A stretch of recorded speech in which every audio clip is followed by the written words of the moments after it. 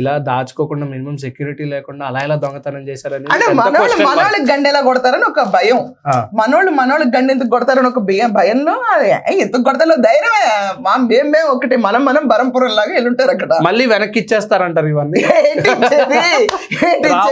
దొంగల్లో మంచి దొంగలు ఉంటారు ఏంటి వీళ్ళలో. మరి జగన్మోహన్ రెడ్డి ఇలా నమ్మి వాచ్ పెట్టుకోడు, అవును, ఉంగరం పెట్టుకోడు.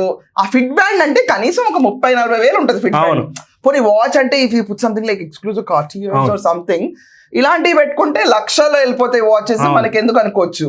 స్ట్రాప్ ఉప్పుది నేను టైం పడుతుందన్నా కూడా నమ్మడు. రింగ్ 30,000 రింగ్ అని కూడా నమ్మడు. పాపం అయితే ఇంట్లో ఏకంగా 2 కిలోల వెండి 70 తులాల బంగారం.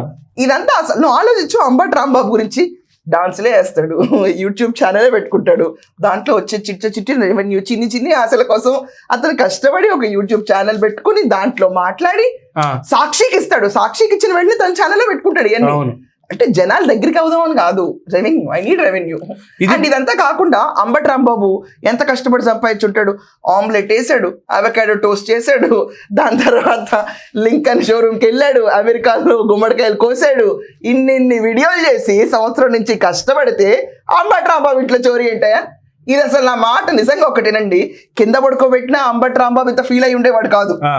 ఇప్పుడు జైల్లో నేల మీద పడుకోబెడతారు అతనికి, అక్కడ ఇంత ఫీల్ అయి ఉండేవాడు కాదు.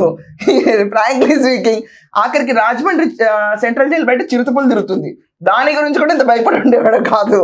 అండ్ అంబటి రాంబాబుకి స్లీప్ యాప్నిమియా ఉంది. సో శ్వాస పీల్చుకోవడం ఆగిపోతుందనే భయంలో కూడా ఇంత భయపడ్డా. కానీ చోరీ అంటే మాత్రం అబ్బా నాకేంటి.